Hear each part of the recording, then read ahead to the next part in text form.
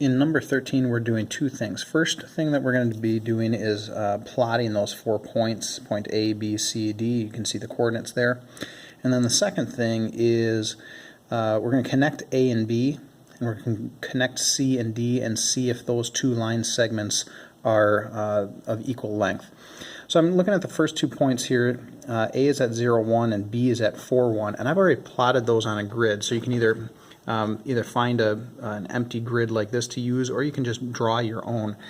But A was at point 0, 1, and remember that the first digit in that coordinates is how far you go along the x-axis, which is right and left. So I don't move right or left at all here because it's 0. And then the second coordinate is how far it moves up and down along the y-axis.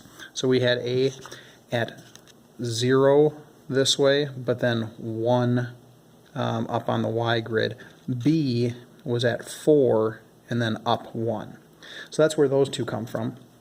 Let's plot C and D together here in this video. C is at 1, 2 and D is at 1, 6. So if I'm looking at C at 1, 2, I'm going to go over 1 and then up 2. I'll plot that there, that's C.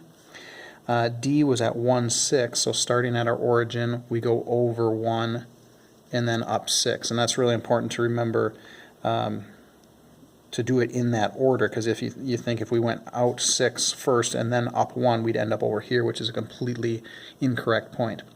Okay, so that's where all those points land. The second thing that we're going to do is compare line segment AB, and if you want to put a little line in there to show that line segment, that'd be good. And compare that to CD. Well, we need to know their lengths.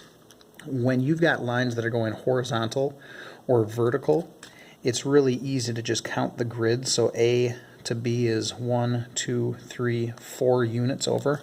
We can mark that with a little 4 if we want to. And C to D is 1, 2, 3, 4 units as well. Okay, so that is clear that those two line segments are the same. Another way to do that is called the ruler postulate, and you could take the point on that line, since this one's at 0, 1 and this one's at 4, 1, and use the 0 and 4 and say, well, what's the difference between 0 and 4? And we're going to take the absolute value of that. Well, 0 minus 4 is negative 4. Absolute value is 4. That's where we get that distance. If you're doing a vertical lines, remember these points were at 1, 2 and 1, 6.